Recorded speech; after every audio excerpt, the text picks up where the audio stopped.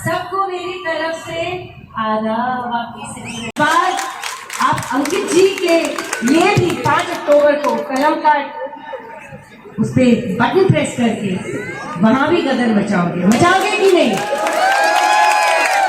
और अंकित जी ने मुझसे ये वादा भी मुझसे फिर से वादा लिया है कि अगर 5 अक्टूबर को आप सभी के सपोर्ट के थ्रू वो ये चुनाव जीत जाए तो उन्होंने मुझे दरख्वास्त की कि मैं वापस आप सबके पास आ जाऊं। तो अगर आप चाहते हो कि मैं वापस आऊं तो आपको मेरे मित्र को जरूर जिताना होगा।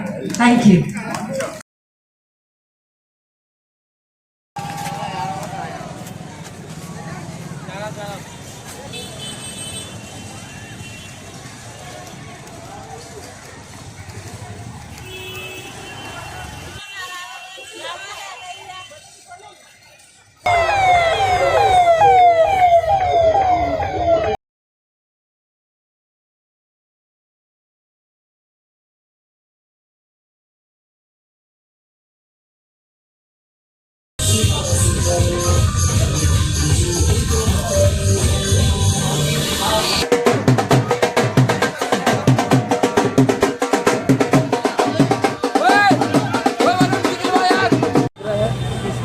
एक होंगे गुड़गांव वासी और नेता को हटा करके और इसको प्रधानमंत्री को मौका चलो के दौरान एक तरफ ये कहा जा रहा था कि कांग्रेस की लड़ाई है, वहीं की सरकार रोज को आपको दिखा दिया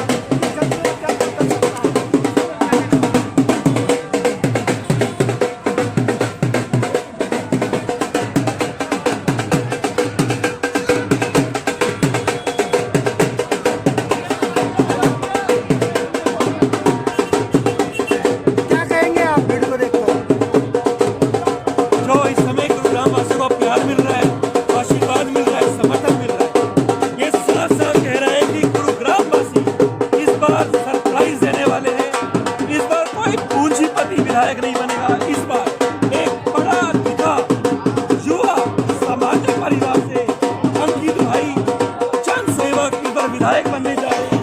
को लेकर जिस प्रकार जनसेवा क्रांति आज रोड शो की है, आज इस रोड शो में तो लोगों का प्यार मिल रहा है, समर्थन मिल रहा है, हर जगह जिस तरीके से अंकित भाई का स्वागत किया जा रहा है, तो निश्चित मानिए आपके चैनल के माध्यम से कहना चाह रहा हूँ कि गुड़गांव में इस बार बदलाव होने वाला है।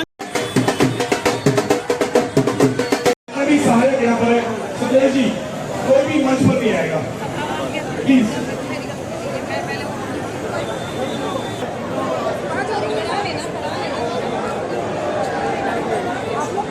अंकित भैया, सभी हमारे अंकित भैया ऊपर ऊपर ऊपर आपको टाइम हमारे साथी जरूर हम सबको टाइम देंगे। देखिए मैं वादा करता हूँ आज का कार्यक्रम बहुत सुंदर होगा, बहुत सुंदर होगा, बहुत आनंद आएगा, लेकिन व्यवस्था के साथ। अगर व्यवस्था में चूक हुई, जैसा मैंने आपको पहले भी कहा था, क्यों गुड़गांव में बदलाव जरूरी है और क्यों गुड़गांव को आदर्श बनाना जरूरी है। अब क्योंकि आप सब सकीना जी को गलत नहीं गलती, अमीशा जी को सुनना, गुनगुनाना या फिर जो उनको ठीक लगे वो चाहेंगे, तो मैं पहले उनको बुलाने से पहले मैं चाहूंगा एक बार मैं सीट पे बैठ जाए मेरे सारे। एक बार सब प्लीज देखो, व्यवस्था नहीं बनेगी तो गलत लगेगा। एक बार सब थोड़ा सा पीछे हो जाए, सीट पे बैठ जाए।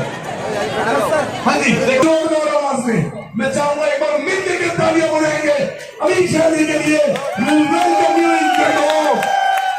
Miss Amisha Patel।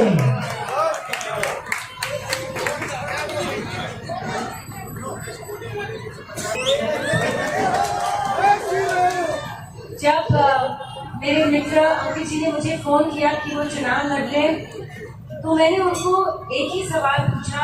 मैंने कहा कि इतने सारी पार्टियां हैं हिंदुस्तान में, आप किसी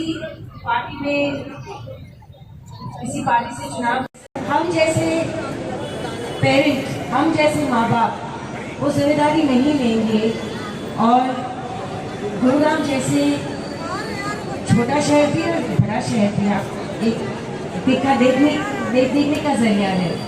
यहाँ हॉस्पिटल नहीं है, ज़्यादातर अच्छे स्कूल्स नहीं हैं, तो मैं चाहूँगा कि मेरा सिंबल जो है चुनाव को जो आप बटन दबाओगे वो कलम होगा, क्योंकि वो भविष्य, पढ़ाई, प्रोग्रेस, वर्ल्ड नॉलेज, एक्सपोजर, कलम उसका जो पावर है वो कुछ और नहीं दे सकता। और मैं चाहता हूँ कि मैं वो पावर बन जाऊँ अपने लोगों के लिए, ताकि मैं अपने इतने प्यारे लोगों का भविष्य बनाऊँ, उनके बच्चों का भविष्य बनाऊँ।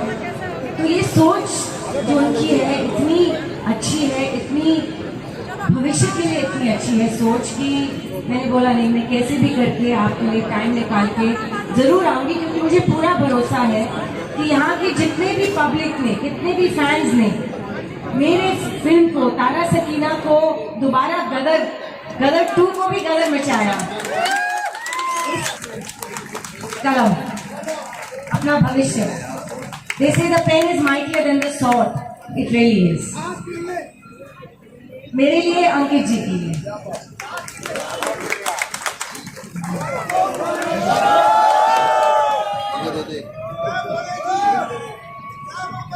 हमारे हिंदुस्तान में अगर सबको पढ़ना लिखना आ जाए तो बात ही अलग होता है ना, तो कलम ही तो है वो, अपने हर स्टाफ पर हर चीज, एग्जाम में पास होना, एग्जाम में अव्वल नंबर लेना, वो कलम ही है।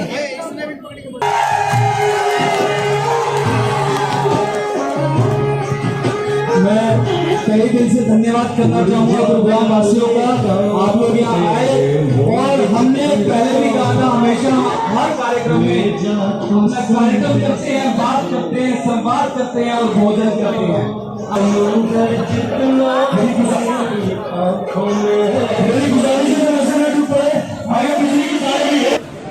जब चुनाव का मौसम होता है तो हर दल लोगों को जागरूक करने की पहल करता है, जागरूक करने की कोशिश करता है। आज उसी कोशिश में हमने ये पहल की कि एक रोड शो निकाला जाए, गुरुग्राम को पता चले कलम के बारे में, गुरुग्राम को पता चले भाई अंकित अलग के बारे में, गुरुग्राम को पता चले जन सेवक क्रांति पार्टी के बारे में। समस्याएं तो बहुत बताएं, हम बार बार बताते हैं, पिछले 4 साल से लोगों को जागरूक करने में हम लगे हैं। पार्टी की शुरुआत गुड़गांव से हुई थी। आज 7 सीटों पर नामांकन इस हरियाणा के पहले बार जो चुनाव लड़ रही है जनसेवक क्रांति पार्टी करने में सक्षम रही, सफल रही।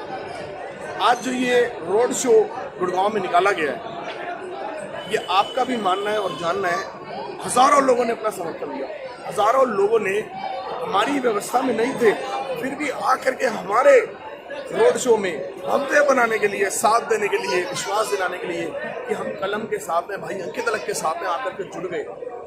और ना सिर्फ 2 जगह, 5 जगह, 10 जगह, 20 जगह, मैं कह रहा हूँ मोर देन 50 जगह ऐसी थी जहाँ लोगों ने रोक के भाई अंकित अलग को आशीर्वाद दिया, उनका स्वागत किया। भाई अंकित अलग ने उनके पैर छू करके उनके कान में यही वादा किया, आपने अगर कलम का साथ दिया तो आपके बच्चों का एडमिशन जो आज बड़े प्राइवेट स्कूलों में नहीं होता ना, क्योंकि गवर्नमेंट स्कूल्स तो हालत आपको पता ही है, उनमें वो ये ना पूछे आप कौन सी कॉलोनी में रहते हैं, क्योंकि गुड़गांव का ये बहुत बड़ा दर्द है। अर्जुन नगर, भीमनगर, ज्योति पार्क, कृष्णा कॉलोनी, ऐसे तमाम कॉलोनी और नगरों के जो बच्चे हैं ना जी, उनको यही पूछ के एडमिशन उनका कैंसिल कर दिया जाता है कि आपका एड्रेस कहाँ पर है। आज मुझे पता लगा कि कानून मंत्रालय के मंत्री भी हमारी सरकार के राष्ट्रीय कानून मंत्रालय के मेघवाल गाँव आए, पर आज आकर के उन्होंने ये बोला एलिवेटेड रोड बनना चाहिए। चलो अच्छी बात है, इस बहाने आप तक बात को पूछी गुड़गांव का मेट्रोपॉलिटन सिटी का, जिसे आप मेट्रोपॉलिटन कहते हैं, और गुड़गांव का नाम गुरुग्राम जिन्होंने करा, उनको पता चला कि हालत क्या है। देखिए वो दिन दूर नहीं जब ये जनता ही ना इस सरकार को उखाड़ के, और ना सिर्फ यहाँ से गुड़गांव से, देश के कोने कोने से ऐसी सरकारें जरूर बदला जानी चाहिए जो सिर्फ और सिर्फ घोषणाएं की। हमारे 10 साल के मुख्यमंत्री जिन्हें अभी बदल दिया गया चुनाव से, उन्होंने बहुत सारी घोषणाएं की, लगभग 9,000 घोषणाएं की पिछले 10 साल में, धरातल पे पूरी 5500 के आसपास की। यानी कि एक राजा जो राज्य का राजा है, मुख्यमंत्री है, वो घोषणाएं दबा हर थोड़े दिन में कर रहा है। 9,000 घोषणाएं कर दी, और उनके ही साथी, उनका ही प्रशासन, उनके ही लोग उनको धरातल पे पूरे कराने के लिए उस काम को करने में सक्षम नहीं हुए, इसलिए पूरी नहीं हुई। 1959 में हमारा बस स्टैंड बना था गुड़गांव का, 2015 में स्ट्रक्चरल ऑडिट में फेल हो गया, लोहे की जंजीरों से उसे बांध दिया गया। 1 लाख लोग रोज इस बस स्टैंड से ट्रेवल करते थे। आज मजबूर है अपनी लोन पे स्कूटी, बाइक, गाड़ी लेकर के जाने के लिए, क्योंकि देश की राजनीति दिल्ली के साथ जुड़ा हुआ गुड़गांव है और लाखों लोग दिल्ली गुड़गांव रोज ट्रेवल करते हैं। हमारा मानेसर अलवर इंडस्ट्रियल एरिया है और लोग कहाँ कहाँ ट्रेवल। इन्होंने एक और घोषणा की थी, गुड़गांव को RRTS देंगे। और टैक्सी भी सुनने में आया था 8-10 साल पहले। PGI का वादा करके गए, आज PGI का वादा करके गए। ये कहीं ना कहीं घोषणाओं की सरकार है, जैसा भाई अंकित अलग बताते हैं कि आप स्वागत के लिए आओ, आप घोषणाओं के लिए आओ, आप रिबन काटने के लिए आओ, कभी किसी का घर बचाने भी आओ, इन सब चीज़ों के लिए तो आप आते हो। आज आप गुड़गांव में आए, आप खुद ट्रैफिक में फंस गए, आपने कह दिया कि एलिवेटेड रोड बनने चाहिए, PGI भी हम यहाँ पे देंगे। अरे PGI का जुमला तो साहब आप इसलिए बोल रहे हो क्योंकि आपको यहाँ पर ना बताया गया होगा। लोग हो सकता है कोई उठ के ये ना पूछ दे कि साहब सरकारी अस्पताल नहीं है। आलम तो इस लेवल का है रमाकांत जी, आपसे शेयर करना चाहूँगा, आपके चैनल के माध्यम से सबसे कहना चाहूँगा, 2019 में इन्होंने सोचा कि इस हॉस्पिटल को बनाना है क्योंकि हमारे राजा जी ने कहा है, जो मुख्यमंत्री थे, इसे नया बनाना है। वहाँ से हॉस्पिटल शिफ्ट करा गया 10 साल, छोटी सी जगह पे, और वहाँ से यहाँ CT स्कैन MRI की मशीनें शिफ्ट करने में इन्हें 2 साल लग गए। एक छोटे से कमरे में अलग रख दिया गया, उसकी परमिशंस, उसका लॉजिस्टिक, उसके लिए वहाँ पे प्रबंध, ये प्लान करने में सक्षम नहीं थी सरकार, प्रशासन। मैं आपको एक RTI के रिजल्ट के बारे में बताना चाहूँगा, हमारे सिविल हॉस्पिटल के बारे में। जब कोविड आया था साहब, एक RTI के खुलासे से मुझे पता चला। किसी ने पूछा कि हमारे सिविल हॉस्पिटल में कितने वेंटिलेटर हैं। आपको पता होगा लोग वेंटिलेटर ना होने के कारण कितनी मृत्यु, उसमें बताया गया कि सिविल हॉस्पिटल में 5 से 6 वेंटिलेटर हैं, 3 पेडियाट्रिक है यानी कि छोटे बच्चों वाले और 3 एडल्ट के लिए, लेकिन 2 खराब हैं। और पेडियाट्रिक बच्चों के लिए जो वेंटिलेटर्स है उसके लिए टेक्नीशियन नहीं है। ऐसे मेट्रोपॉलिटन सिटी में हम रहते हैं। अगर हम बातें इसी तरह यहाँ की समस्याओं की और गलती करते रहेंगे रमाकांत जी, तो ये रात और आने वाले हफ्ता जब तक ये चुनाव का जो दिन है आएगा, मैं बताते जाऊँगा आप उससे।